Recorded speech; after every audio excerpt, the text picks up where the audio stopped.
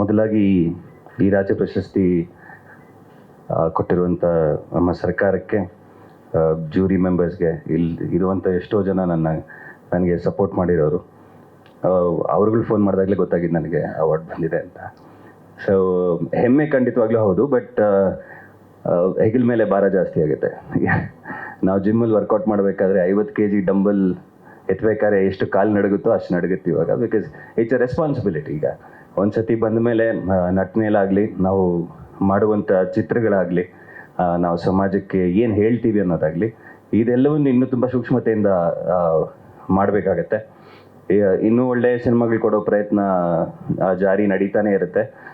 ಮತ್ತೊಮ್ಮೆ ಕರ್ನಾಟಕ ಜನತೆಗೆ ಆ್ಯಂಡ್ ಇದು ಎಲ್ರಿಗೂ ನಿಮ್ಮ ಪ್ರೀತಿಗೆ, ನಿಮ್ಮ ಸಪೋರ್ಟ್ಗೆ ಥ್ಯಾಂಕ್ ಯು ಸೊ ಮಚ್. ತುಂಬ ಇದೆ. ಅದೇ ಜಡೇಶ್ ಹೇಳ್ತಿದ್ರಲ್ಲ, ನಾನು ಎಲ್ಲಿ ಮೋರಿಯಲ್ಲಿ, ಅಲ್ಲಿ ಇಲ್ಲಿ ಡ್ರೈನೇಜಲ್ಲಿ ಎಲ್ಲಿ ಮಲ್ಕೊಳ್ತಿದ್ರು ಮಾಡ್ತಿದ್ರು ಅಂತ, ಒಂದು ಲಿಮಿಟ್ಗೆ ನಾನು ಮಾಡ್ತಿದ್ದೆ. ಒಂದು ಸತಿ ಮೈಸೂರು ಹತ್ರ ಒಂದು ಡಂಪ್ ಯಾರ್ಡಲ್ಲಿ ಶೂಟಿಂಗ್ ಇತ್ತು. ಸುಮಾರು ಒಂದು 3 ಎಕರೆ ಇರುವಂಥ ಡಂಪ್ ಯಾರ್ಡ್. ಈಸಿಯಾಗಿ ಕಂಡುಹಿಡಿಬೋದು, ಯಾಕಂದರೆ 1 ಕಿಲೋಮೀಟರ್ ದೂರದಿಂದನೇ ವಾಸನೆ ಬರೋಕ್ಕೆ ಸ್ಟಾರ್ಟ್ ಆಗುತ್ತೆ, ಗೊತ್ತಾಗುತ್ತೆ ಎಲ್ಲಿದೆ ಅದು ಅಂತ. ಸೊ ಮಧ್ಯಾಹ್ನ ಸಮ್ಮರಲ್ಲಿ ಶೂಟಿಂಗ್ ಮಾಡ್ತಿದ್ದೀವಿ. 12 ಗಂಟೆಗೆ ಫಸ್ಟ್ ಶಾಟ್ ಬರುತ್ತಲ್ಲ, ನಮಗೆ ಒಂದು ಹೆಲಿಕ್ಯಾಮ್ ಶಾಟ್ ಬರುತ್ತೆ, ಆ ಡ್ರೋನ್ದು ಶಾಟ್ ಬರುತ್ತೆ. ಅದರಲ್ಲಿ ಸುಮಾರು 2.5 ಅವರ್ ಮಲ್ಕೊಂಡೇ ಇದ್ದೀನಿ. ಡ್ರೋನ್ ಹಿಂಗೆ ಬರುತ್ತೆ, ಹಂಗೋಗಿದೆ, ಹಿಂಗೆ ಬರುತ್ತೆ. ನಾನು ವಾಕಿ ಹಿಡಿಯೋಕ್ಕಾಗ್ತಿಲ್ಲ. ಡ್ರೋನ್ ದೂರ ಹೋದ ತಕ್ಷಣ ವಾಕಿ ಪ್ರೆಸ್ ಮಾಡಿ ಆಯ್ತಾ ಅಂತ ಇದ್ದೀನಿ. ಒಂದು 20 ನಿಮಿಷ 30 ನಿಮಿಷ ಅಂದರೆ ಅಷ್ಟು ಟೈಮ್ ಕಳೆದ ಮೇಲೆ ಹದ್ದುಗಳು ರೌಂಡ್ ಮಾಡೋದಕ್ಕೆ ಸ್ಟಾರ್ಟ್ ಆಯಿತು. ನಾನು ಇದು ಓಕೆ, ಡ್ರೋನ್ ಶಾಟಲ್ಲಿ ಚೆನ್ನಾಗಿ ಕಾಣಿಸುತ್ತೆ, ತೊಗೊಂಡ್ಬಿಡ್ಲಿ ಅಂತ ಕಾಯ್ತಿದ್ದೆ.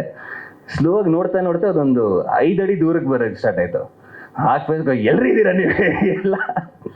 ಸೊ ಮೊದಲನೇ ಸತಿ ಅನಿಸುತ್ತೆ ನಾನು ಕೇಳಿದ್ದು, ಬಟ್ ಆದ ತಕ್ಷಣ ಪಟ್ಟಂತ ಎಲ್ಲ ಓಡ್ ಬಂದರು. ಬಟ್ ದಟ್ ಈಸ್ ಆ ಎಕ್ಸ್ಪೀರಿಯನ್ಸ್ ಯಾವತ್ತೂ ಮರೆಯೋಕ್ಕಾಗಲ್ಲ. ಯಾರು ಅಲ್ಲಿ ಹೋಗಿ ಒಂದು 2 ಅವರ್ ಅಲ್ಲಿ ಮಲ್ಕೊ ಅಂದರೆ ಬಹುಶಃ ಯಾರು ಮಾಡ್ತಾರಲ್ಲ ಗೊತ್ತಿಲ್ಲ, ಮಾಡಿದ್ದೀನಿ. ಅದಕ್ಕಾದ್ರೂ ಸ್ಟೇಟ್ ಅವಾರ್ಡ್ ಬಂದೆ, ಅದಕ್ಕೆ ಭಾಳ ಸಂತೋಷ. ಬಟ್ ನೆನಪಲ್ಲಿ ಉಳಿದಿರೋದು ಅದೊಂದೇ ಇವತ್ತು experience. Thank you so much sir. ಖಂಡಿತ ಆ ಡೆಡಿಕೇಶನ್ಗೆ ಸಿಕ್ಕಿರೋದು.